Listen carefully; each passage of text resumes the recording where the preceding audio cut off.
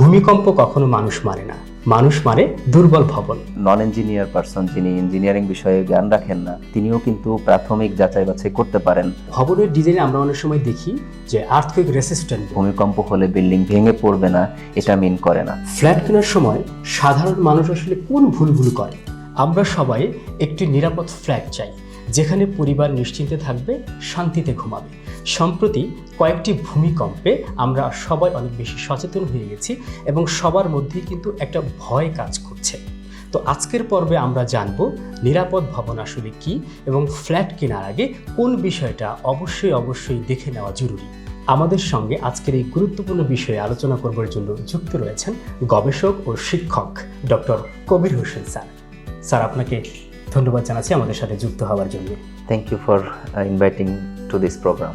যদি আপনি ফ্ল্যাট কিনতে চান, নিরাপদ ভবন বুঝতে চান এবং এনডিএল বিল্ডার্স কীভাবে স্ট্যান্ডার্ড মেনটেন করে কাজ করে এটা জানতে চান, তাহলে এই পর্বটি আপনার জন্য। আশা করছি পুরো পর্ব জুড়েই আপনারা আমাদের সাথেই থাকবেন।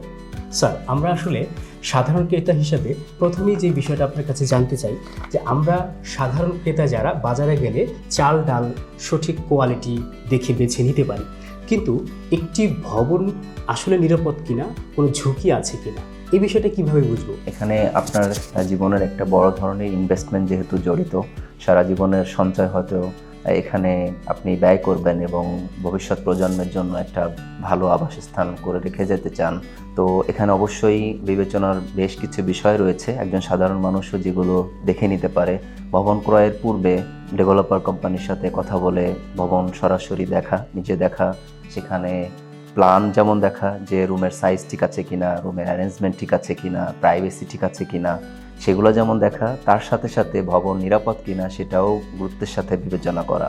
যেমন একজন নন ইঞ্জিনিয়ার পারসন যিনি ইঞ্জিনিয়ারিং বিষয়ে জ্ঞান রাখেন না, তিনিও কিন্তু প্রাথমিক যাচাই বাছাই করতে পারেন যে আমার কলাম, একটা কলাম থেকে আরেকটা কলাম এবং তার পরবর্তী কলাম, এভাবে এক কথায় কাঠামো বিন্যাস ইউনিফর্ম ডিস্টেন্সে আছে কিনা।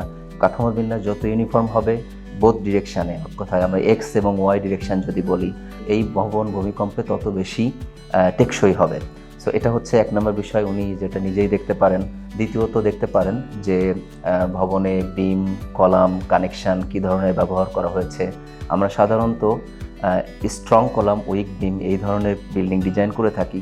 একটা মেজার হচ্ছে যে আমার বিমের তুলনায় কলাম সাইজ হয় সমান হবে, অর্থাৎ বিমের ডাইমেনশন সমান হবে, অথবা কলামের সাইজ বিমের সাইজের চেয়ে বেশি হবে। সেটা মোটামুটি নিশ্চিত করে যে এখানে বিমের তুলনায় কলাম শক্তিশালী কিছুটা হলেও। এখানে কী ধরনের কংক্রিট ব্যবহার করা হয়েছে, কী ধরনের সিমেন্ট ব্যবহার করা হয়েছে, কী ধরনের রিইনফোর্সমেন্ট ব্যবহার করা হয়েছে, এগুলোর উপরে কংক্রিটে এবং ভবনের শক্তি নির্ভর করে, কিন্তু এগুলো তো সশরীরে সচক্ষে দেখে বোঝা সম্ভব নয়। সেক্ষেত্রে ডেভেলপার কোম্পানি বা যারা কাজ করেছে তারা ভবন নির্মাণের সময় কংক্রিট, সিমেন্ট, বালি, রড এগুলোর কোয়ালিটি টেস্টের জন্য বিভিন্ন, আমরা যেমন ডুয়েটেই কংক্রিট, সিমেন্ট, বালি এগুলো টেস্ট করে রিপোর্ট দিয়ে থাকি, সেগুলো করে সংরক্ষণ করেছে কিনা। তো আপনি যখন ভবন কিনতে যাবেন তাদের কাছে এগুলো দেখতে চাইবেন, সয়েল টেস্ট রিপোর্ট আছে কিনা, স্ট্রাকচারাল ডিজাইন কে করেছে, ইঞ্জিনিয়ারের সাইন আছে কিনা, ইঞ্জিনিয়ারের দক্ষতা কেমন, এসব বিষয় দেখলেই প্রাথমিকভাবে কিছু ধারণা কিন্তু নেওয়া যায়। ধন্যবাদ স্যার, আসলে খুব গুরুত্বপূর্ণ কথা বলেছেন। স্যার, ভবনের ডিজাইনে আমরা অনেক সময় দেখি যে আর্থকুইক রেসিস্ট্যান্ট, এটা আসলে সহজ ভাষায় বলবেন কি, আমরা কিভাবে বুঝবো, এটা কি বুঝিয়েছেন? ভূমিকম্প প্রতিরোধী বিল্ডিং বা ইংরেজিতে যদি বলি seismic resistant or earthquake resistant building, এটা কিন্তু আসলে ভূমিকম্প হলে বিল্ডিং ভেঙে পড়বে না এটা মিন করে না। পৃথিবীর যে কোনো বিল্ডিং কোডেই ভূমিকম্পে কিছু বিল্ডিং ভেঙে পড়া একটা সার্টেন পার্সেন্টেজ ধরেই ডিজাইন করা হয়, কোড প্রণয়ন করা হয়। For example maximum considered earthquake, যেটা ধরে বিভিন্ন বিল্ডিং কোড প্রণয়ন করা, সেখানেও 50 বছরে 2% এক্সিডেন্স প্রবাবিলিটি অফ এক্সিডেন্স থাকে। তার মানে 50 ইয়ার্সের মধ্যে যে কোনো একটা এমন একটা ভূমিকম্প হতে পারে যে ওই ভূমিকম্পটা আসলে আমাদের রেকর্ড আর্থকুয়েকের চেয়ে বেশি হতে পারে।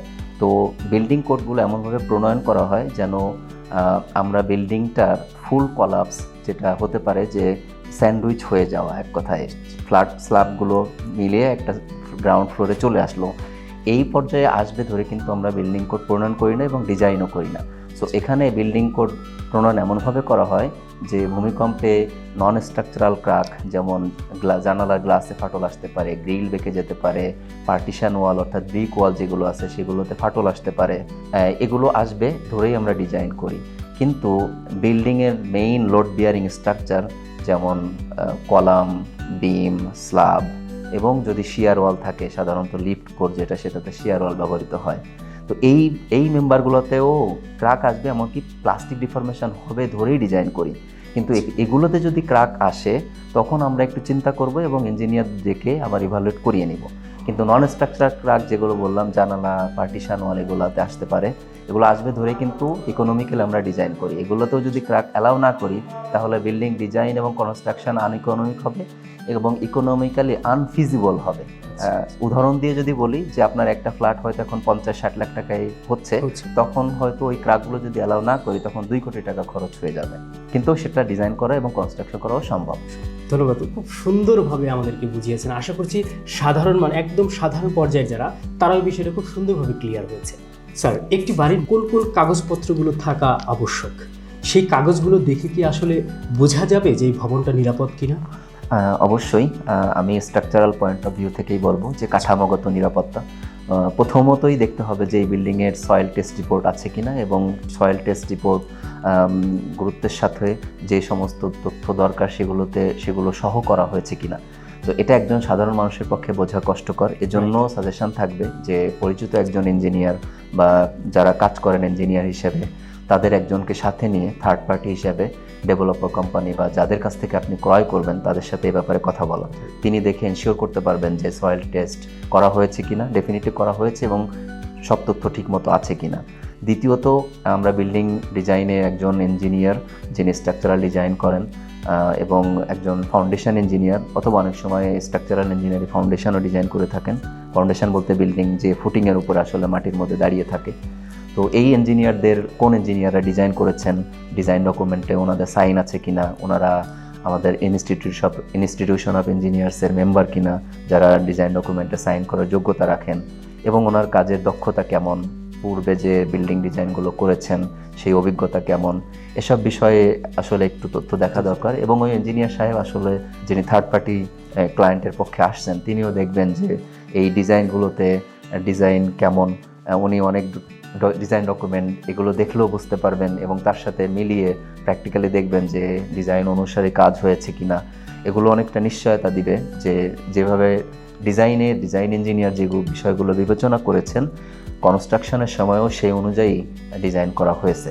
এবং বিশেষত ম্যাটেরিয়াল কোয়ালিটি, স্টিলের গুণাবলী, কংক্রিটের গুণাবলী, অন্যান্য ইটের গুণাবলী, এগুলো যে টেস্টের কথা বলেছি সেই টেস্ট অনুযায়ী আর ডিজাইন ইঞ্জিনিয়ার যে ভ্যালুগুলো ধরে ডিজাইন করেছেন এগুলো ম্যাচ করে কিনা, এগুলো ইঞ্জিনিয়ার সাহেব তখন ম্যাচ করে বুঝিয়ে দিতে পারবেন। এবং এমনকি ফিনিশিং দেখেও আসলে বোঝা যায়, কারণ কলাম আপনি দেখতে পাচ্ছেন না, বিম দেখতে পাচ্ছেন, বাট ভিতরে কি ম্যাটেরিয়াল ব্যবহার করা হয়েছে সচক্ষে হয়তো দেখতে পাচ্ছেন না প্লাস্টারের নিচে থাকায়। তো বিল্ডিংয়ের ফিনিশিং কাজ, যেমন আমরা একবারে যদি বলি যে কালার যেটা, এটাতেও যদি কোথাও কোনো ত্রুটি থাকে সেগুলো কিন্তু বিল্ডিংয়ের কোয়ালিটি নিশ্চিত করে, কিছুটা হলেও যারা কাজ করেছেন তাদের কোয়ালিটি নিশ্চিত করে যে এনারা সৌন্দর্য ফোটাতে এবং নিখুঁত কাজে কতটা পারদর্শী এবং কতটা যত্নশীল। স্যার, গাজীপুরের মাটি ভবন নির্মাণের জন্য কতটা নিরাপদ? গাজীপুরের আসলে সয়েল কন্ডিশন তো বিভিন্ন জায়গায় বিভিন্ন রকম নির্ভর করে, বাট গাজীপুরের একটা সার্টেইন ডেপথে গেলে বেশ ভালো গুণাবলীর মাটি পাওয়া যায়। কিন্তু উপরের কিছু কিছু লেয়ার যেমন ডোবা এলাকায় যেখানে খাল বিল বা নদী আছে সেখানে কিছু উপরে সফট লেয়ারের মাটিও পাওয়া যায়। তো উপরের কিছু লেয়ার অল্প কিছু ডেপথের মাটি, এগুলোর নিচে যে মাটি আছে সেগুলোর আসলে আমার জানা মতে বেশ ভালো কোয়ালিটির মাটি, অর্থাৎ সেগুলোর ভার বহন ক্ষমতা তুলনামূলকভাবে বেশি পাওয়া যায়। এবং এই মাটিগুলোকে আমরা ইঞ্জিনিয়ারিং টার্মে ওভার কনসলিডেটেড সয়েল বলি, যেখানে আসলে পূর্বে আরও উচ্চতার মাটি ছিল কিন্তু বৃষ্টি ইত্যাদির কারণে আসলে এই মাটিগুলো ক্ষয়ে আমাদের দক্ষিণের দিকে চলে গেছে। সো এই মাটিগুলোর ভার বহন ক্ষমতা এখন যা আছে তার তুলনায় কিছুটা হলেও বেশি কিছু কিছু জায়গার, আবারও বলছি সব জায়গার নয়। এটা আসলে সয়েল টেস্টের মাধ্যমে সয়েলের কোয়ালিটি এগুলো যাচাই করেই ডিজাইন ইঞ্জিনিয়ার কিন্তু ডিজাইন করবেন। সো ডোবা নালার উপরেও কিন্তু বিল্ডিং যদি আমরা সেভাবে ডিজাইন করি, বিল্ডিং কোড মেনে ডিজাইন করি, সেখানেও কিন্তু ভূমিকম্প প্রতিরোধী বিল্ডিং ডিজাইন করা সম্ভব। আর্থকুইক লোড ক্যালকুলেশনটা আমাদের কাছে একটু জটিল মনে হয়, আপনি একটু সহজ ভাষায় আমাদের একটু বুঝিয়ে বলুন। ওকে, ভূমিকম্প হলে আমরা জানি যে ভূমিকম্প হচ্ছে পৃথিবীর অভ্যন্তর অর্থাৎ মাটির গভীরতায় সৃষ্টি হয় এবং এই মাটির মাধ্যমেই আসলে উৎপত্তি স্থল থেকে দূর দূরান্তে ওয়েভ আকারে চলে যায়। ওয়েভ আকারে যখন ট্রান্সফার হয় তখন ভূমিকম্পের আসলে বিল্ডিংয়ের বেস যেটা বলি ফাউন্ডেশন, ওখানে এই শেকিংটা আসে। এই বিল্ডিংয়ের যে ওজন, এটার কারণে তখন বেসটা যখন নড়ে যাচ্ছে তখন বিল্ডিংটা তো স্থির ছিল, তখন এই উপরের অংশটাও তার সাথে সাথে যেতে চায়। সো যখনই এটা এই মুভ করছে তখনই আমরা আসলে শেকিংটা অনুভব করি। মাটির যে কম্পনটা হচ্ছে এটা ত্বরণ বা অ্যাক্সিলারেশন এর মাধ্যমে মেজার করি এবং সেইটাই আসলে এই ভবনটা যে মাটির উপরে দাঁড়িয়ে আছে সেই সয়েল ক্যারেক্টারিস্টিক্স এবং বিল্ডিংয়ে আসলে কী ধরনের কাঠামো দিয়ে তৈরি, যে শুধু ব্রিক ওয়াল দিয়ে তৈরি নাকি এখানে বিম কলাম ফাউন্ডেশন এ ধরনের স্ট্রাকচার দিয়ে তৈরি, যেখানে শিয়ার ওয়াল আছে অথবা আরও বিভিন্ন কাঠামো আছে। তো এই ভবনের নিজস্ব যে প্রপার্টি আমরা বিল্ডিং পিরিয়ড বা ফ্রিকোয়েন্সির মাধ্যমে সাধারণত মেজার করে থাকি। এই দুইটা রিলেশনের মাধ্যমে আলটিমেটলি ফোর্সটা আসলে জেনারেট হয়। অনেক উঁচু ভবনেও ভূমিকম্প প্রতিরোধী কাঠামোর উপরে নির্ভর করে এই ফোর্সটা কিন্তু কম আসতে পারে। আবার অনেক low rise building, for example load bearing wall শুধু ব্রিক ওয়ালের উপরে যদি তৈরি করা হয় তাহলে সেটাতে এই কাঠামো দুর্বল হওয়ায় এবং এই ভবনের নিচে যে মাটি আছে সেই মাটির গুণাগুণের উপর নির্ভর করে তাতে ভূমিকম্প অনেক বেশি বল তৈরি করতে পারে। তো এটা নির্ভর করে যে আমার এই সয়েল ক্যারেক্টারিস্টিক্সের উপর এবং ভবনের ক্যারেক্টারিস্টিক্সের উপর। এজন্যই সয়েল টেস্টটাও যেমন গুরুত্বপূর্ণ, বিল্ডিংয়ের কাঠামো বিন্যাসটাও তেমন সমভাবে গুরুত্বপূর্ণ। একজন ক্রেতা যখন ভবন দেখতে যাবে কোন 5টি জিনিস দেখে সে বুঝতে পারবে এই ভবনটি আসলে নিরাপদ কিনা? প্রথমতই ভবন নির্মাণের সময়ে সকল নিয়ম মেনে বিল্ডিং নির্মাণ করা হয়েছে কিনা। আমি আবারও বলি যে বিল্ডিং কোড প্রণয়ন করা হয় এমনভাবে যে ভবনগুলো যেন ধসে স্যান্ডউইচের মতো না হয়ে যায়, অর্থাৎ মানুষের জীবনের ঝুঁকিটা যেন না থাকে। এমনকি স্ট্রাকচারাল ড্যামেজ, নন স্ট্রাকচারাল ড্যামেজও যেন সীমিত মাত্রায় বা গ্রহণযোগ্য মাত্রায় থাকে। তো এটা যদি ইনশোর করা যায়, এবং সেটা আসলে ইঞ্জিনিয়ারদের ছাড়া করা একটু কঠিন সাধারণ মানুষের পক্ষে, এজন্যই যদি কোনো একজন ইঞ্জিনিয়ারকে সাথে নিয়ে আসা যায় যিনি এই বিষয়গুলো খতিয়ে দেখতে পারবেন। তো প্রথমত কোড মেনে বিল্ডিং ডিজাইন এবং নির্মাণ করা হয়েছে কিনা। দ্বিতীয়ত বিল্ডিং নির্মাণের সময়ে কোয়ালিটি এনশিওর করা হয়েছে কিনা, যে বিল্ডিং ভবনের নির্মাণের সময় সয়েল টেস্ট করা হয়েছে কিনা এবং কনস্ট্রাকশনের সময় যে ম্যাটেরিয়াল ব্যবহার করা হয়েছে, কংক্রিট, রড, বিশেষ করে এই দুইটা। কংক্রিটের মধ্যে যদিও অন্যান্য যেমন এগ্রিগেট, স্যান্ড, সিমেন্ট এগুলো আসে, বাট কংক্রিটের প্রপার্টি যদি ঠিক থাকে আমরা ধরবো ওগুলোর প্রপার্টিও ঠিক আছে। তো এই অনুযায়ী নির্মাণ করা হয়েছে কিনা, সেগুলোর কোয়ালিটি এনশিওর করা হয়েছে কিনা, বিভিন্ন সময়ে এই ম্যাটেরিয়ালগুলোর টেস্ট করে রিপোর্ট সংরক্ষণ করা হয়েছে কিনা, কনস্ট্রাকশন লগ এটা মেনটেন করা হয়েছে কিনা, যেটাও আসলে কোয়ালিটি এনশিওর করতে হেল্প করবে। বিশেষত আমাদের দেশে বিম কলাম ফ্রেম বেশি ব্যবহৃত হয়। তো বিম কলামগুলো ইউনিফর্ম স্পেসিংয়ে এবং কমপক্ষে 2-এর অধিক কলাম থাকায় একটা বিল্ডিং ফ্রেমে যে কোনো ডিরেকশানে এটা প্রয়োজন ভূমিকম্প প্রতিরোধ করার জন্য বা ভূমিকম্প সহনীয় করার জন্য, প্রতিরোধ করা না, আসলে সহনীয় বলবো। তৃতীয়ত আমরা দেখব যে সাধারণত ব্রিক ওয়াল যে পার্টিশন ওয়ালগুলো আমরা করি এগুলোও যদি বিম কলাম লাইন বরাবর থাকে তাহলে এগুলোর ইনপ্লেন স্টিফনেস বেশি হয় এবং এগুলো ভূমিকম্পের সময়ে ভেঙে পড়ে আমাদের গায়ের উপরে বা শরীরের উপরে পড়া থেকে অনেকটাই রক্ষা করতে পারে। সো এটার একটা বিষয়। এবং আমরা দেখব যে কোনো ভবনে লুজ কোনো ফিটিংস আছে কিনা। অনেক সময় আমাদের সিলিংয়ের উপরে লুজ অনেক কিছু থাকতে পারে যেটা ভূমিকম্পের সময় পড়ে মাথায় আঘাত লেগে আমরা আহত হতে পারি, এমনকি মৃত্যুর কারণও হতে পারে। তো এসব বিষয়ে অনেকে ফলস সিলিং করে, যে সেটাও খুব শক্তভাবে সিলিংয়ের সাথে আটকানো হয়েছে কিনা, এগুলোও অবশ্যই বিবেচনায় নেওয়া উচিত। ফ্ল্যাট কেনার সময় সাধারণ মানুষ আসলে কোন ভুলগুলো করে এবং ফ্ল্যাট কতটা নিরাপদ তা বোঝার জন্য কোন প্রশ্ন অবশ্যই করা উচিত? ধন্যবাদ, এটা খুবই গুরুত্বপূর্ণ প্রশ্ন। এবং আমার মনে হয় মানুষ আসলে একজন অভিজ্ঞ ইঞ্জিনিয়ারের পরামর্শ না নিয়ে কাঠামোগত এবং ডকুমেন্টগত যাচাই বাছাই না করেই অনেক সময় মানুষ যারা বিক্রয় করছেন তাদের কাছ থেকে ফ্ল্যাট নিজে দেখেই ক্রয় করে ফেলেন। কিন্তু আমার মনে হয় একজন অভিজ্ঞ ইঞ্জিনিয়ারের কে সরাসরি ফ্ল্যাট দেখিয়ে, এবং শুধু ওই ফ্ল্যাট নয় বরং বিল্ডিংয়ের বেসমেন্ট বা গ্রাউন্ড ফ্লোর থেকে টপ ফ্লোর পর্যন্ত, বিশেষ করে বিন্যাস সম্পর্কে, যে বিম কলাম স্ল্যাব কোথায় আছে এবং কী ধরনের ভূমিকম্প প্রতিরোধী সিস্টেম এখানে ব্যবহার করা হয়েছে সে সম্পর্কে যেমন দেখতে পাবেন। ডকুমেন্ট, যে সয়েল টেস্ট করা হয়েছে কিনা, বিল্ডিং ডিজাইন ঠিকমতো করা হয়েছে কিনা, বিল্ডিং ডিজাইন অনুযায়ী নির্মাণ করা হয়েছে কিনা, নির্মাণের সময় কোয়ালিটি এনশিওর করা হয়েছে কিনা, এই বিষয়গুলো উনি এনশিওর করতে পারবেন। তো আমার মনে হয় এই বিষয়টা সবচেয়ে বেশি গুরুত্বের সাথে দেখা উচিত, এবং ক্রেতা নিজেও এই বিষয়গুলো বিক্রেতার নিকট থেকে দেখে নিতে পারেন এবং প্রশ্ন করে জিজ্ঞেস করে নিতে পারেন যে আপনার সয়েল টেস্টের রিপোর্ট কোথায়, আমাকে দেখান।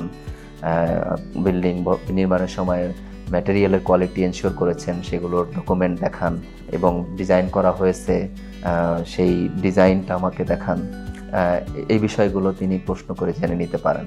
স্যার, আপনি যদি গাজীপুরে ফ্ল্যাট কিনতেন তাহলে কোন 3টি বিষয় অবশ্যই নিশ্চিত হয়ে তারপর কিনতেন? আমি প্রথমেই নিশ্চিত হতাম যে ভবনটি বাংলাদেশ ন্যাশনাল বিল্ডিং কোড মেনে নির্মিত হয়েছে কিনা, সেটা ডিজাইন করা হয়েছে কিনা, সয়েল টেস্ট ঠিক মতো করা হয়েছে কিনা, এগুলো অবশ্যই দেখতাম। এবং নিজেও ভবন পরিদর্শন করে, আমি যদি ইঞ্জিনিয়ার না হই তাহলে আরেকজন ইঞ্জিনিয়ারকে সাথে নিয়ে অবশ্যই ভবন পরিদর্শন করে ডিজাইন ডকুমেন্ট চেক করে তারপরে কিনতাম। দ্বিতীয় বিষয়টা আসে যে ভবন নির্মাণের সময়ে ডিজাইন ডকুমেন্ট অনুযায়ী নির্মিত হয়েছে কিনা, এবং নির্মাণের সময়ে নির্মাণ সামগ্রী যেমন রড, সিমেন্ট, কংক্রিট, খোয়া বা এগ্রিগেট বলি, এগুলোর মান নিশ্চিত করা হয়েছে কিনা এবং সেগুলোর টেস্ট রিপোর্ট আছে কিনা। শুধুমাত্র যারা নির্মাণ করেছেন তাদের কথার উপরে নির্ভরশীল হতাম না যে আমরা সব কোয়ালিটি ম্যাটেরিয়াল ব্যবহার করেছি, আমি বরং তাদের কাছে রিপোর্ট দেখতে চাইতাম যে আপনাদের টেস্ট রিপোর্ট আছে কিনা। ভবনের ফাংশনালিটি দেখতাম যে ভবনগুলো আরামদায়ক কিনা, এখানে ক্রস ভেন্টিলেশনের সুযোগ আছে কিনা, পর্যাপ্ত আলো বাতাস আছে কিনা, ভবনের যে সেটব্যাক রুল এবং আশেপাশে যে পরিমাণ স্থান ছেড়ে ভবন নির্মাণ করার কথা সেটা করা হয়েছে কিনা, ভবনের যে উচ্চতা সেটা ঠিক আছে কিনা, ভবনের ভূমিকম্প প্রতিরোধী যে কাঠামো সেটা কি ধরনের, অবশ্যই এগুলো একজন ইঞ্জিনিয়ারের মাধ্যমে এনশিওর করে নিতাম। একজন বাবা হিসেবে, একজন ইঞ্জিনিয়ার হিসেবে আপনি মানুষকে কি কি সহজ এবং প্র্যাকটিক্যাল পরামর্শ দিতে পারবেন নিরাপত্তার জন্য? বিষয়টা যেহেতু জীবনের সাথে, মানুষের মৃত্যু বেঁচে থাকার সাথে সম্পর্কযুক্ত, এখানে আমাদেরকে অবশ্যই সব কিছু চিন্তা করে ভালোভাবে যাচাই করে সিদ্ধান্ত নেওয়া উচিত। আমরা বাজারে যেমন মাছ কিনতে গেলে মাছে চেপে চেপে মাছ নরম নাকি শক্ত সেটার কোয়ালিটি যাচাই করার চেষ্টা করি, আমি যখন আমার নিজের জন্য এবং আমার ভবিষ্যৎ প্রজন্মের জন্য একটা আবাসন ব্যবস্থা করে যেতে চাই, তাহলে এখানেও আমি নিশ্চিত হতে চাই যে ভবনটি আমার জন্য এবং আমার ভবিষ্যৎ প্রজন্মের জন্য নিরাপদ। তাহলে এর জন্য আমি যা যা করণীয় আমাদের আগের আলোচনায় এসে গেছে, এগুলো অবশ্যই বিবেচনা করে সামনে আগাতে চাই। আমার মনে হয় এতটুকু অনুসরণ করলেই একটা নিরাপদ, ঝুঁকিমুক্ত আবাসন আমরা পেতে পারি। চমৎকার, অনেক গুরুত্বপূর্ণ আলোচনা করেছেন। আমাদের দর্শক শ্রোতা যারা রয়েছে, আশা করছি তাদের অনেক অনেক উপকারে আসবে। একটি ভবন মানে শুধু ইট বালু নয়, এটি একটি পরিবারের স্বপ্ন, নিরাপত্তা, সচ্ছলতা। আজকের এই পর্বটি আমাদের যে বার্তা দিল তা হচ্ছে জেনে শুনে সিদ্ধান্ত নিতে হবে। একটি ভুল সিদ্ধান্তের মূল্য বড়, কিন্তু একটি সঠিক সিদ্ধান্ত আমাদের জীবনের নিরাপত্তা বয়ে নিয়ে আসতে পারে। এন্ডেল বিল্ডার্স বিশ্বাস করে নিরাপত্তা কোনো অপশন নয়, এটি দায়িত্ব। ধন্যবাদ ডক্টর কবির হোসেন স্যারকে আমাদের সাথে এতক্ষণ সময় দেওয়ার জন্য, এবং ধন্যবাদ সকল দর্শকদের যারা এতক্ষণ আমাদের সাথে ছিলেন। আবার দেখা হবে পরবর্তী পর্বে নিরাপত্তা, সচেতনতা, আস্থার কোনো আলোচনায়। সে পর্যন্ত ভালো থাকবেন। ধন্যবাদ সবাইকে।